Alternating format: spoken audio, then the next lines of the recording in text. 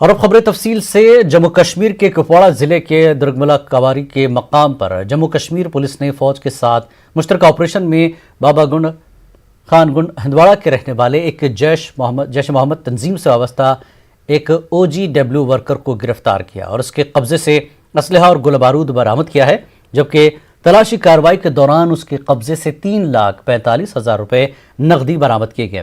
SSP Kupwara شیر رام امبار نے تفصیلات فراہم کرتے ہوئے کہا کہ پولیس نے کاواری کپواڑہ کے مقام ایک پولیس ناکے کے دوران ایک موٹر سائیکل پر سوار ایک شخص کو روکا اور بعد میں تلاشی کارروائی کے دوران ان کے قبضے سے اسلحہ بارود ضبط کیا۔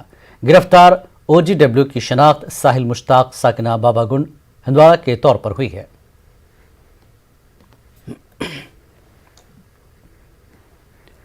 پنج میں LOC پر آج پاکستانی جنگی طیارہ چکر لگاتے دیکھا گیا، جس کی وجہ سے لوگوں میں خوف و ہراس کا ماحول پیدا ہو گیا ہے۔ بتایا جا رہا ہے کہ صبح 8:30 پر ڈگوار اور مالٹی علاقے کے بیچ پاکستانی جنگی طیارہ دیکھا گیا۔ لوگوں نے نیوز 18 اردو سے بات کرتے ہوئے بتایا کہ پاکستان آئے دن LOC پر ناپاک حرکتیں کر رہا ہے۔ انہوں نے کہا کہ ہم ان حرکتوں سے ڈرنے والے نہیں ہیں۔ انہوں نے مرکزی سرکار سے پاکستان کو سبق سکھانے کی مانگ کی ہے۔ جائے ہوئے تھے پہلے تو ہمارے جو گاؤں کے لوگ بہت گھبرا گئے کیونکہ یہاں پر شیلنگ تو روز آئے دن ہوتی ہے، یہاں پر گولہ باری آئے دن ہوتی ہے۔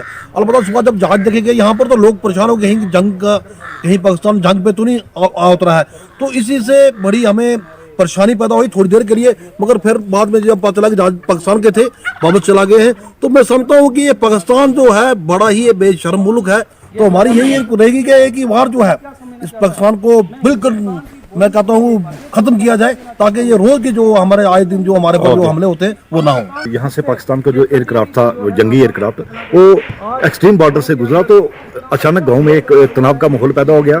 ہماری سینٹرل گورنمنٹ سے اپیل ہے کہ یہ جو بار بار پاکستان قائرانہ حرکت کرتی ہے، یہاں DDC کے چناؤ بھی چل رہے ہیں، میں تو سمجھتا ہوں یہ پاکستان کی ایک کوشش تھی کہ اس DDC چناؤ کو ڈسٹرب کیا جائے، لوگوں میں ایسا ماحول پیدا کیا جائے کہ وہ ڈیموکریسی کے اس پر اپنا حصہ نہ ڈال سکیں۔ ہم لوگوں کو ایک عادت سی بھی بن چکی ہے یہ RT شیلنگ کی، یہ آئے روز تو یہاں آپ بھی ہمیشہ آتے رہتے ہیں، یہ عادت بھی بنی ہے ہماری، لیکن پھر بھی جب کوئی ایسی قاہرانہ حرکت پاکستان کرتا ہے تو ماحول تھوڑا سا ڈسٹرب ہوتا ہی۔ میری اپیل ہے کہ ایک ہی بار اس جو شیلنگ ہے اس کو پاکستان پر حملہ کر جو POK ہے یا پورا اپنا حصہ ہے اس کو لے کر کے ایک ہی بار اس کو سماپت کر دیا جائے۔ کچھ روز کی خاموشی کے بعد پاکستان نے آج ایک بار پھر LOC پر فائر بندی معاہدے کی خلاف ورزی کی ہے۔ پاکستان نے ضلع پل کے شاہپور سیکٹر میں بلا اشتعال فائرنگ کی۔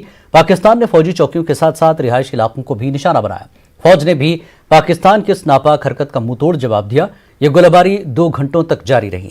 اس دوران کسی بھی جانی نقصان نہیں ہوا، البتہ رہائشی علاقوں میں گولے گرنے سے کچھ مکانوں کو نقصان پہنچا ہے۔ لوگوں نے سرکار سے مطالبہ کیا کہ پاکستان کا کچھ بندوبست کیا جائے۔ بارڈر علاقہ ہے، اس کے اوپر جو لوگوں کا جینا بہت دشوار ہو گیا ہے۔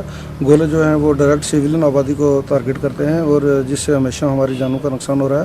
ہمارا یہ ایریا جو ہے تقریباً پنچ کا پورا بارڈر جو ہے یہ ہمیشہ انوالو رہتا ہے، اور میری یہ گزارش ہے حکومت سے کہ اس کے بارے میں دھیان دیا جائے اور اس فائر کو جو ہے وہ کسی طریقے سے روکا جائے تاکہ لوگوں کی جان و مال ضائع نہ ہوں۔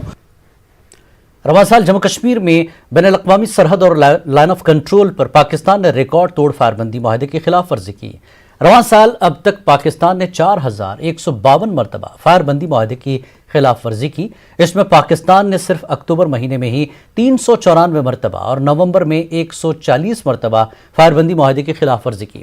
دفاعی ماہرین کا کہنا ہے کہ پاکستان جموں کشمیر میں جمہوری سرگرمی سے بوکھلا گیا ہے اور اس لیے اس طرح کی حرکتیں کر رہا ہے۔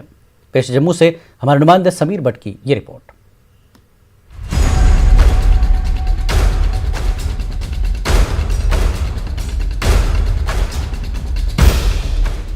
رواں سال جنوری سے نومبر تک پاکستانی فوج نے جموں کشمیر میں کئی مرتبہ فائر بندی معاہدے کی خلاف ورزی کی۔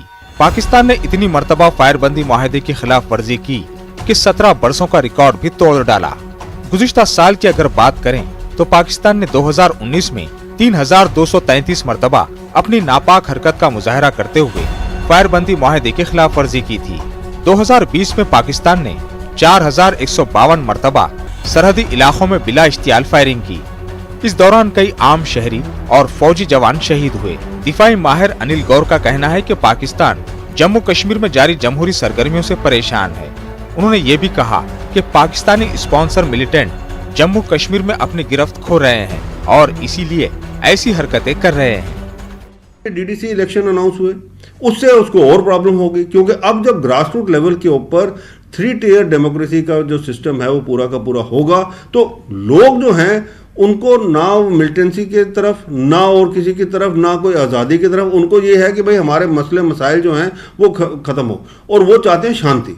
ये जो चीज़ है ये पाकिस्तान जो है उसको राज नहीं आ रहा, और इसीलिए बार बार वो सीज़ फायर का उल्लंघन कर रहा है। जितनी सीज़ फायर वायलेशन होती है वो इसीलिए होती है कि वो कहीं ना कहीं से घुसपैठ कराने की कोशिश करा रहा है पाकिस्तान मिलिटेंट्स को।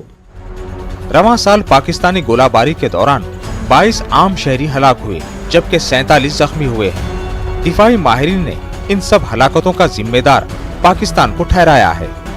जब फायरिंग होती है पाकिस्तान की तरफ से, कैजुअल्टी रेट जो है वो हमारा होना ही होना है। उसके अंदर बचाव करने का कोई तरीका ऐसा है नहीं कि हम किसी तरीके से ऐसा बचाव कर लें, क्योंकि टारगेटेड फायरिंग होती है। आपने देखा कि वो पिकेट्स के ऊपर भी फायर करते हैं और साथ में वो सिविलियन एरियाज को भी टारगेट करते हैं। तो एक तरफ से तो हमारे जो आर्मी के जवान हैं उनकी शहादत होती है, और दूसरी तरफ से हमारी सिविलियन कैजुअल्टी होती है।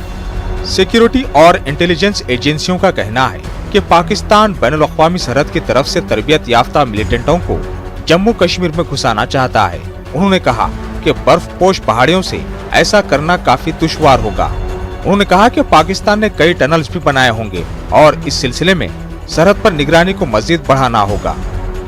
तो ये है कि हमारा जो इंटरनेशनल बॉर्डर है, जो पठानकोट से लेकर हमारा जो चलता है अखनूर एरिया तक, जो एक्चुअल इंटरनेशनल बॉर्डर है जहाँ BSF तैनात है फ्रंट लाइन के ऊपर, उस एरिया को हमें स्ट्रेंथन करना पड़ेगा।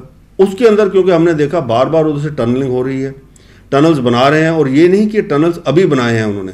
ये लगता है कि पाकिस्तान ने एक बड़ी सोची समझी साजिश के तहत टनल्स बना के रखे हुए हैं। वो सिर्फ जब इन्फिल्ट्रेट कराना होता है उन्होंने कोई मिलिटेंट्स, वो एक पर्टिकुलर टनल का इस्तेमाल करते हैं। पाकिस्तान को चीन की हिमायत हासिल है और साथ ही मिलिटेंट भी कश्मीर में दरअंदाजी की कोशिश कर रहे हैं। ये सिक्योरिटी एजेंसियों के लिए एक बड़ा चैलेंज है। सिक्योरिटी एजेंसियों को सरहद पर निगरानी बढ़ाने के साथ साथ इन सब से निपटने के लिए नई हिकमत अमली तरतीब देने की जरूरत है। न्यूज़ 18 उर्दू के लिए जम्मू से समीर भट्ट की रिपोर्ट। मरकजी वजीर डॉक्टर जितेंद्र सिंह ने श्रीनगर में प्रेस कॉन्फ्रेंस की। जितेंद्र सिंह ने PDP सदर महबूबा मुफ्ती की तनकीद की। सिंह ने कहा कि महबूबा मुफ्ती के बयान तकलीफ दें हैं। महबूबा मुफ्ती ने कल प्रेस कॉन्फ्रेंस में कहा था कि पाकिस्तान के साथ बातचीत करनी चाहिए। सिंह ने इस दौरान कहा कि DDC इंतखाबात में लोगों ने लोकसभा इंतखाबात से ज्यादा शिरकत की। रोशनी घपला मामले में सिंह ने कहा जो भी इसमें मुलविस पाए जाएंगे उनके खिलाफ कार्रवाई होगी। जितेंद्र सिंह ने कहा कि मिलिटेंसी कारोबार बन गया है। सिंह ने कहा कि जो लोग हम पर इल्ज़ाम लगा रहे हैं कि PAGD के उम्मीदवारों को तशहीर नहीं करने दे रहे हैं, वो BJP की अक्सरियत से बौखला गए हैं। उन्होंने कहा कि दफ़ा 370 और 35A को पार्लियामेंट ने मनसूख किया है। सिंह ने यह भी कहा कि उस वक्त PDP और NC के मेंबर वहां मौजूद थे, उन्होंने उस वक्त इस्तीफा क्यों नहीं दिया।